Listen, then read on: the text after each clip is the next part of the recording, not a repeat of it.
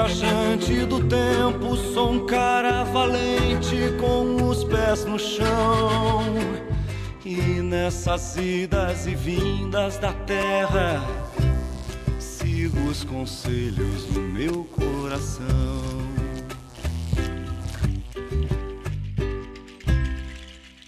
Bem, amigos do Rancho da Prosa, nós estamos aqui diante de mais uma autoridade no que diz respeito à história missioneira, e o Zé Roberto vai nos falar boa parte dessa pesquisa, desse trabalho que realmente tem feito a diferença, não apenas para o Rio Grande do Sul, não apenas para a região missioneira, mas para a América do Sul, para o mundo, porque aqui com certeza é o berço da civilização, e nós estamos aqui diante de um escritor, de um pesquisador que dedica a boa parte da sua vida, da sua história, a relatar através da pesquisa, e com um belo livro que a gente vai falar a respeito disso. Zé Roberto, é uma satisfação imensa estar com você mais uma vez aqui em São Miguel das Missões, porque isso é um solo sagrado. E quando a gente fala em solo sagrado, a gente precisa ouvir as pessoas que sempre estão prontas a mostrar o que é essa maravilha aqui no Rio Grande do Sul.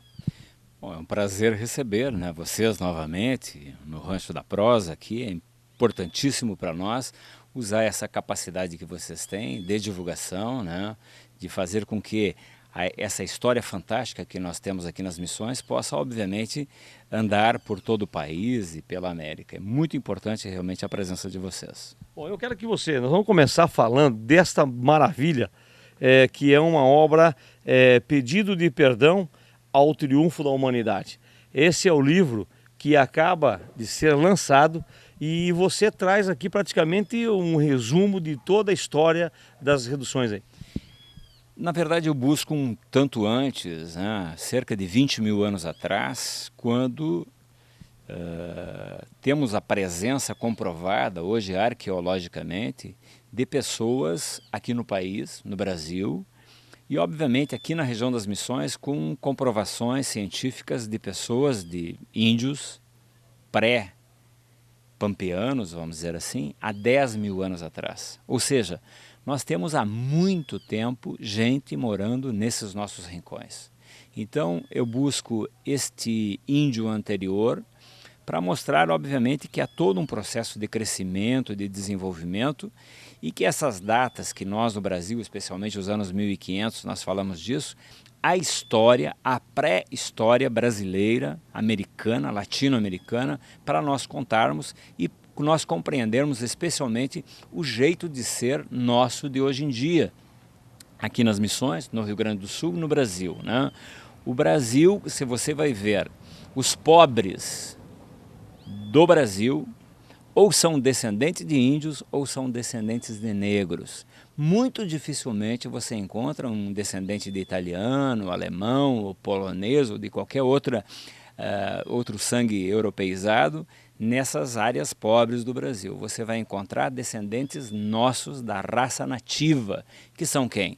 Aqueles que deixaram de ser índios e que hoje são peluduros, que nós chamamos aqui no Rio Grande, ou caboclos, como são chamados aqui do Paraná para cima, né? Então, esta gente é gente nativa. E é sobre isso que o livro fala, mostrando que nós temos todo um país que tem toda uma construção em cima desse sangue nativo, e que exatamente é muito importante que o país reconheça isso e que obviamente dê atenção a esses pobres de hoje, porque na verdade você está dando atenção a esse sangue nativo, a esse sangue que era índio até pouco tempo atrás e que deixou de ser. E obviamente há um mundo de índios ainda no Brasil. Apesar de que nos descobrimentos eram 40 milhões de pessoas. Muito mais gente havia na América nos descobrimentos do que propriamente na Europa. E, no entanto, a gente diz que os europeus nos descobriram, né? Que os portugueses, ou que os espanhóis nos descobriram. Na verdade, havia muito mais gente e muito mais culturas na América, né? Cerca de 2.000 línguas, né? E que, obviamente, a gente foi exterminando. E por isso o pedido de perdão. Basicamente por duas coisas. Pelo que nós fizemos com os índios e pelo que nós fizemos também com a história missioneira. que é reconhecida mundialmente. Por exemplo, hoje nós estamos aqui na Pousada das Missões. Tem gente da Alemanha, de muitos lugares do mundo inteiro, e que estão fazendo o que aqui? Será que vieram para conhecer um lugar perdido, né, no Brasil? Não. Vieram porque esta história foi passada para o mundo inteiro. A expressão triunfo da humanidade vem da expressão que Voltaire falou sobre as missões. E Voltaire foi o maior escritor que nós tivemos do Iluminismo, né? Foi o período mais interessante das escritas do mundo, onde ele, Voltaire, junto com Montesquieu, junto com Charles Levaux e outros grandes pensadores, mostraram que aqui estava ocorrendo algo especial no mundo, né? Onde se rompia todo o processo de individualismo e o coletivismo passava a ser o mais importante, né? Então, o que aconteceu aqui nas missões modificou a humanidade, foi reflexo para a Revolução Francesa, foi reflexo para tudo isso que hoje a gente chama de uma espécie de esquerda mundial, vamos dizer assim, a partir de Paul Lafargue, a partir de Kautsky, que são os grandes escritores das missões na Europa, né, e que são ilustres desconhecidos no Brasil. Paul Lafargue, para tu teres ideia, é o genro do Marx, né? O Kautsky é o precursor do socialismo no mundo, e ambos, junto com muitos outros escritores, buscam nas missões o que aconteceu durante 160 anos aqui e que modificou todo o pensamento do mundo, especialmente sobre alguns aspectos, né? Sobre solidariedade, né? Sobre direitos iguais, sobre terra comum, sobre um mundo mais igualitário. E isto é que é a verdadeira história das missões, e por isso a Unesco, quando torna São Miguel patrimônio histórico e cultural da humanidade, não é pela arquitetura daqui, porque muita gente pensa que é por isso. Não, é porque nas missões ocorreu um fato diferenciado, um fato único na história da humanidade. Veja que beleza, né? Então aqui os homens, durante 160 anos, nessa ampla região, criaram um modelo onde todos viviam de forma unitária, de forma comunal, de forma irmanada, né? E que, aliás, deve servir de exemplo para nós de hoje em dia, né?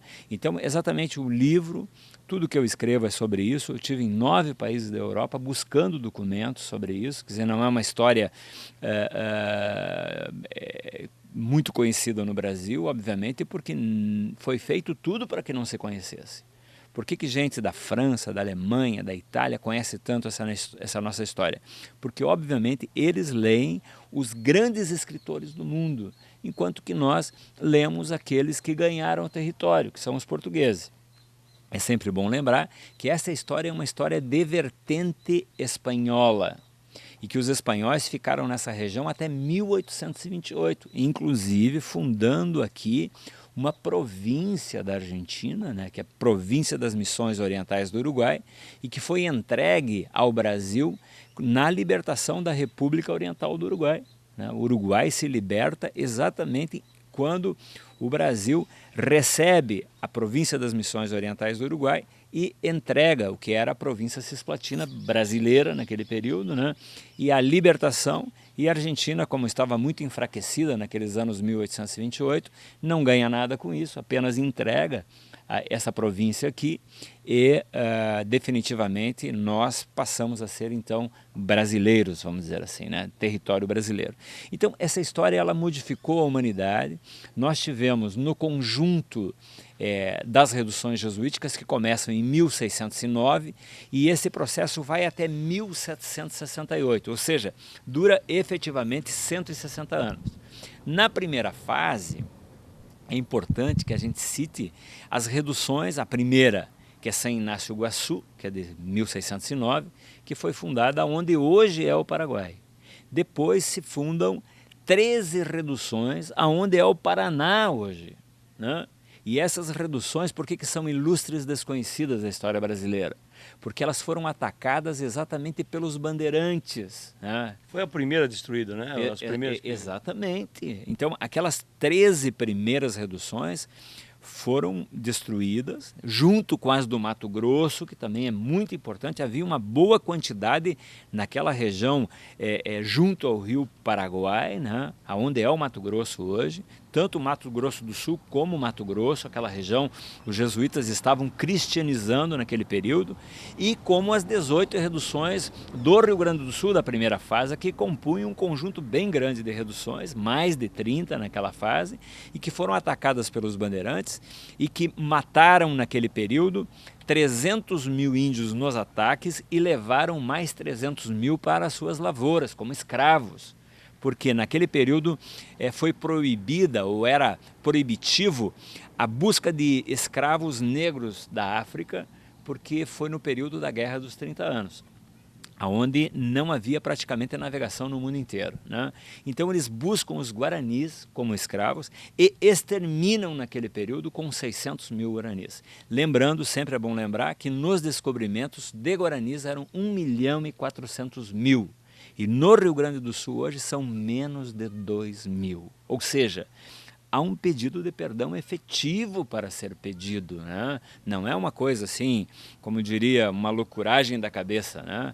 Efetivamente nós matamos. E nós quem? Nós, o mundo dos brancos, né? Os portugueses, os espanhóis, depois os italianos, os alemães, os poloneses e tantos outros que foram chegando, sim, ajudaram a exterminar com uma quantidade de milhões, né, de índios guaranis. E, na verdade, ainda hoje, você sabe bem que no norte do país, ainda hoje nós temos problemas com outras nações indígenas, né, e que, obviamente, há uma tendência de, se não tivermos cuidado, de que um dia desapareça, inclusive, todos os índios do Brasil, se a gente não tomar cuidado. Vou sair para o nosso intervalo, que esse assunto é muito interessante e o Zé o Zé Roberto vai acabar nos passando um pouco mais sobre isso. Vamos voltar nesse assunto aqui, como que aconteceu esse tratado, porque realmente eu tenho certeza que muita gente não sabe da importância que é esse assunto que a gente acaba de relatar aqui. Então vou sair para o nosso intervalo, eu volto já, segura só um pouquinho. Sou viajante do tempo, sou um cara valente com os pés no chão. E nessas idas e vindas da terra, sigo os conselhos do meu coração.